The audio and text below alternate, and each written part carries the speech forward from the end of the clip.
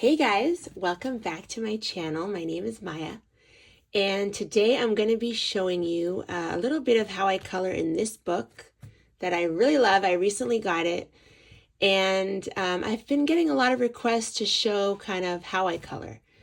So hopefully this will help. I finally figured out how to do a voiceover, so this is my first, I think it's my first voiceover video. And I hope you enjoy it. I hope you learn something from it, maybe inspire a little bit. And I didn't complete the page, but I kind of show you how I really get it going. So yeah, I hope you guys enjoy the video and let's get started. All right, so what I'm starting with right here is actually one of the greens, I think a mallard green in the Inktense line.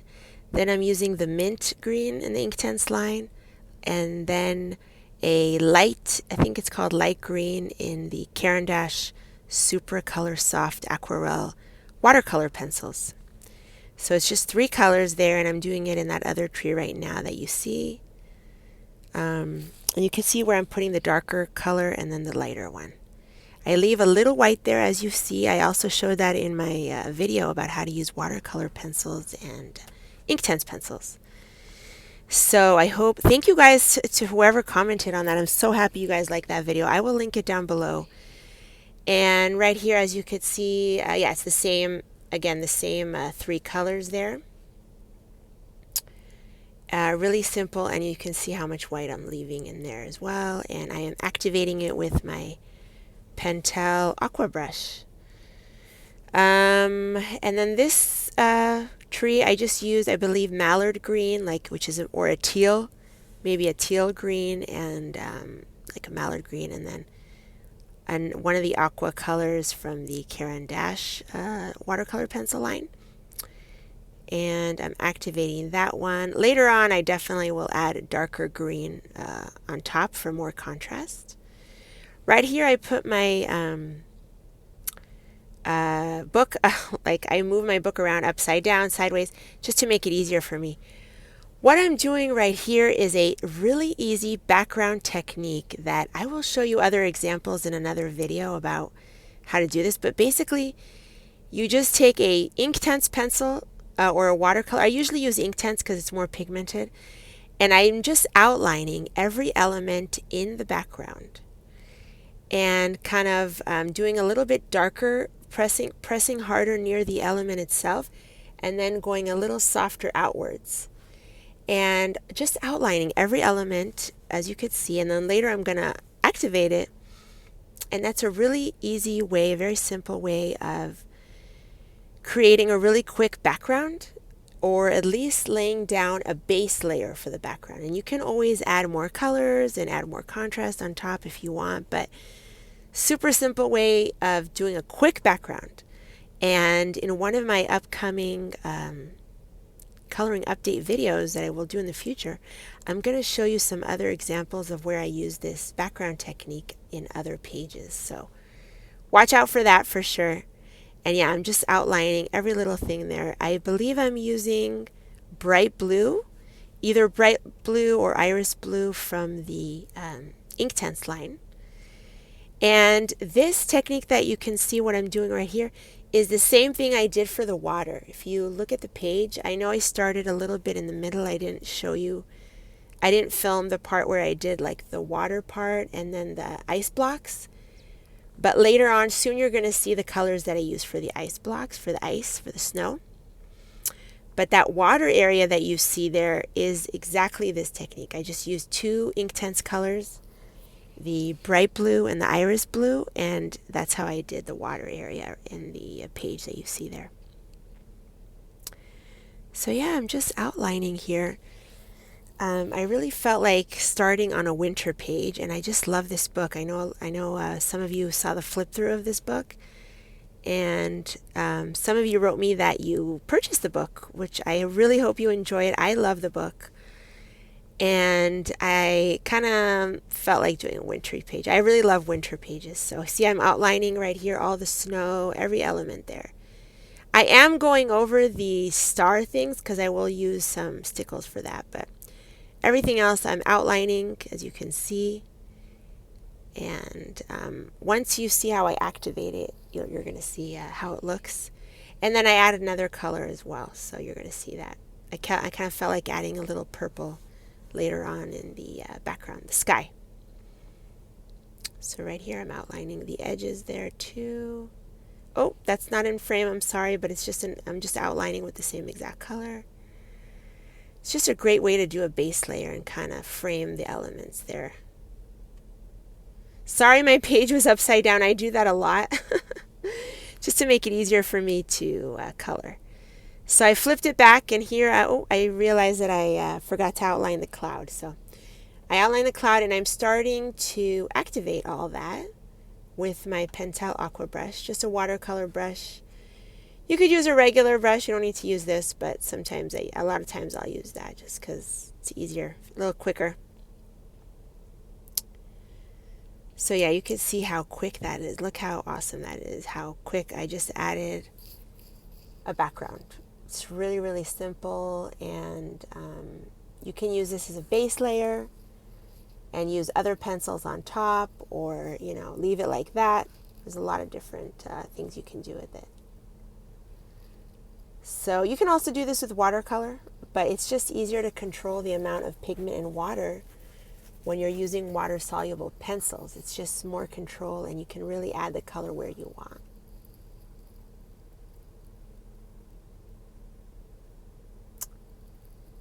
Yep, so I'm just activating that. Oh, and now what I did is, I'm going to show you in a second the pencil here that I'm using. It's a Prismacolor watercolor pencil. I happen to already have a pack of Prismacolor watercolor pencils in my stash. My dad gave them to me a while ago. They're really nice pencils, I would say, but the range is very small. I think it's only 24 colors. But it's the only set that I have seen with a light purple. None of my other water-soluble pencils have a really light purple. So that is what I use there, and then you're going to see that I'm activating it just to add some purple in the sky. I think I always use for snow scenes, like wintry scenes, I always put a little purple or pink in the sky because I think it just kind of looks really nice. And right here, what you see me doing is I am spraying my yellow Coliro watercolor, pearlescent watercolor. It's very metallic and shiny, so I'm using that to do the moon. I really felt like doing like a pop of yellow for the moon. So that is what I'm doing there. A lot of you asked me to show how I use the Coliro watercolors. And I just spray it. As you can see, I have a water bottle spray next to me. Here I'm using the white. Spray it with the water, work it, work it, work it. See how much I'm working it with my brush there? And this is sped up, so it's a lot of working it until the paint becomes kind of thick. And then I start to lay it on the paper, because otherwise, if it's too watery, the layer will be too see-through. So if I want a nice opaque layer, I kind of work it with the water until it's nice and thick, and then I lay it down on the paper. Okay, yeah, so that's what you want to do. Just work it really good. And as you can see, I am just doing the clouds right now in the white. I believe it's white pearlescent it's called, or maybe white pearl or something like that, or silver pearl from the Coliro line. And then here I'm just doing the little snow, the little snowflakes falling, the little snow dots.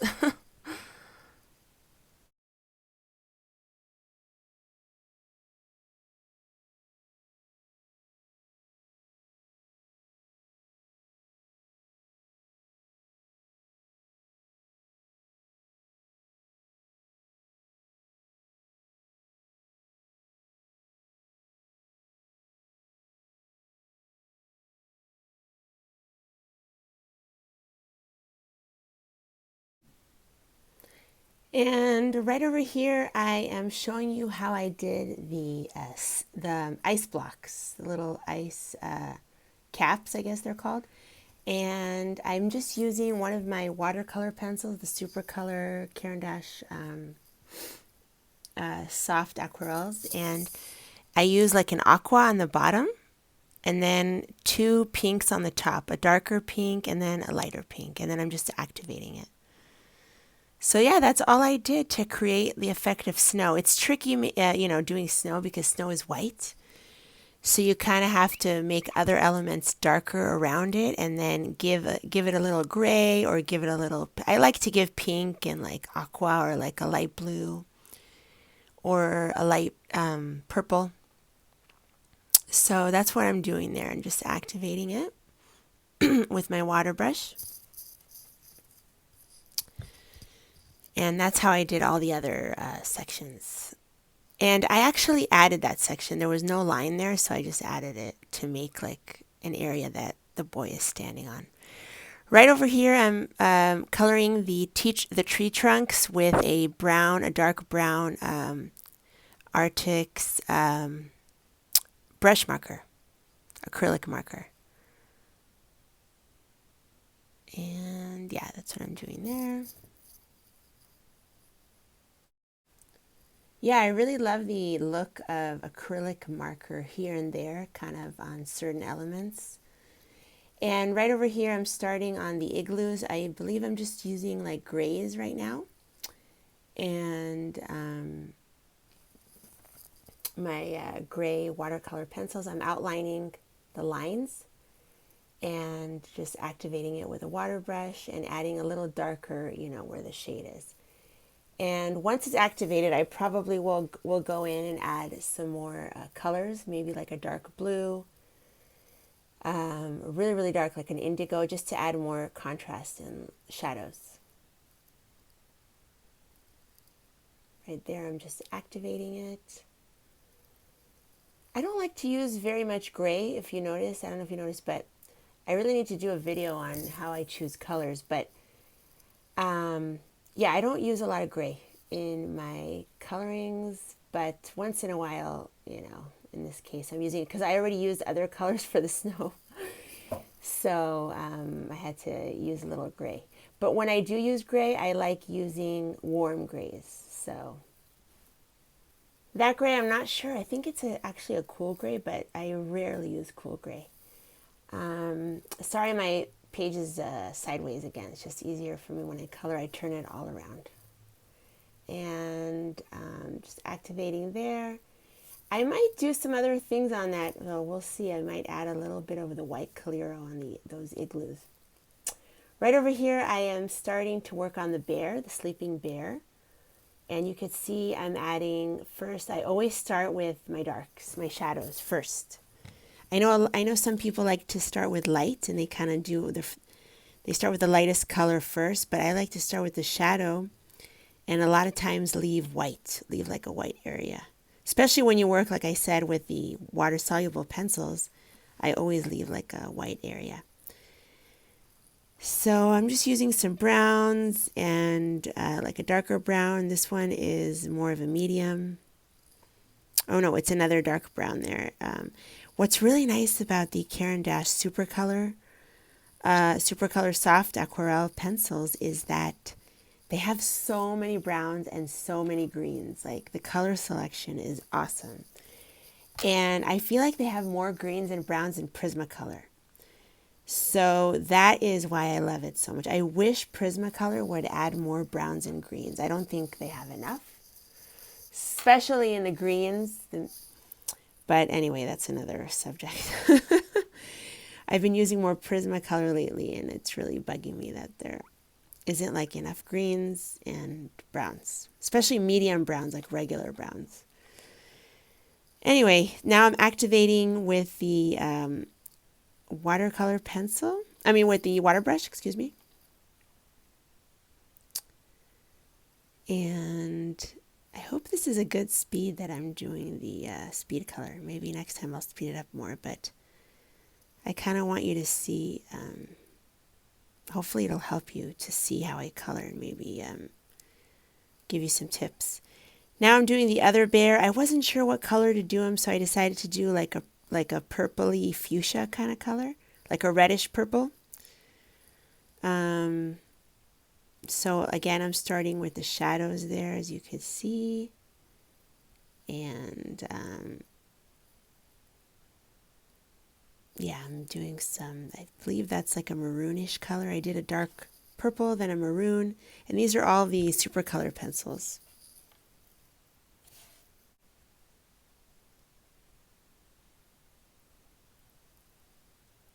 Yeah, just adding some of the darker colors there to define the nose area, that little area that she added some extra lines. And these illustrations are so cute. You could see the cheek. She does these weird cheeks, little circles that come out. And you'll see later that I'm coloring them in. Okay, so now I kind of skipped. I did already the fur with some Caliro and some watercolor pencils. And then you're going to see me work on the fur of the coats a little later. But right now I'm working on the girl's jacket. And I decided to use a red color. And with using my acrylic, my Artex acrylic brush pen markers. And I'm using 4 different colors here. 3 are the Arctics and 1 is the Guangna, the other acrylic brush pen markers that I have. But yeah, I'm using like a maroon, a regular red, an orangey red, and then like a corally pink to create the color variation there. And I love how it pops. Like I could have used Prismacolor on her coat. I really wanted it to be bright to pop against all that, because the watercolor pencils are more of a lighter kind of color. So I really like to use mixed media in order to make things pop. So my main elements, I wouldn't use watercolor pencils always. I mean, I usually mix the medias. So here I started to do her gloves in a red, and then I decided against it and made it like a purple. And then I did the cheeks. See those little pink cheeks? I also changed the color there. I saw that one of the colors I was using I didn't like. Here I'm doing her boots with Prismacolor. And now I'm adding a little bit more depth to the fur of the coat with Prismacolor and a white. I'm covering the lines with a white paint pen. And now I'm doing the skin tone with my Polychromas. I have 2 Brute Founer macarons and one color from the super color pencils that I used for the skin. Now I'm doing the boy as well. I did all the cheeks, as you could see, with one of the acrylic markers, the Guangna ones. But yeah, I love how the acrylic marker looks against the lighter watercolor pencil background, so it makes it really pop. And I always use, in any winter scene, I always use red and a little bit of red or a little bit of pink to break up all the cool colors. Always. I need to do a video of how I choose colors, but right now I'm going over the lines with my trusty Jelly Roll Metallics. I love these so much. I use them all the time. I'm going over all the lines here. In this case, I'm using like the reddish one. And but I use them all over the page, and also on the other fall page with the deer I've used them to cover the lines. Here I'm using a purple for the bear, and I believe there's like 5 or 6 maybe like seven jelly rolls that I use. This one is a silver from the Signo line, but most of the ones I use are the jelly rolls. So yeah, I'm just using metallic gel pens to go over some of the lines, as you can see. And right here I'm taking one of my darker luminance colors, the dark blue, to add a little bit more shadow. Here I'm using the watercolor pencils dry, just to add some more color, some depth. Okay, yeah, so I was just adding some of the watercolor pencils dry to add some more depth and contrast. And like I said, I added some Prismacolor to some darker here in the fur to make it a little darker. And the white, I covered some of the white the lines with a white paint marker. And yeah, I didn't show that I basically did the fur with just some watercolor pencils, a brown, and then this yellowy one. And then I did do some of the fur on their mittens with another one of the Calera watercolors. So I'm gonna stop here, and I don't know if I'll do another part, but I really wanted to show you guys how I kind of. A lot of people asked me to show how I kind of color. So I hope you enjoyed that, and hopefully you'll see that either in my completed pages for November or December. And I hope you guys enjoy your fall coloring, your winter coloring. Thank you so much for all your wonderful comments, suggestions, requests. It's a lot of fun for me to talk to you guys. And I will see you guys in the next video. Bye, everyone.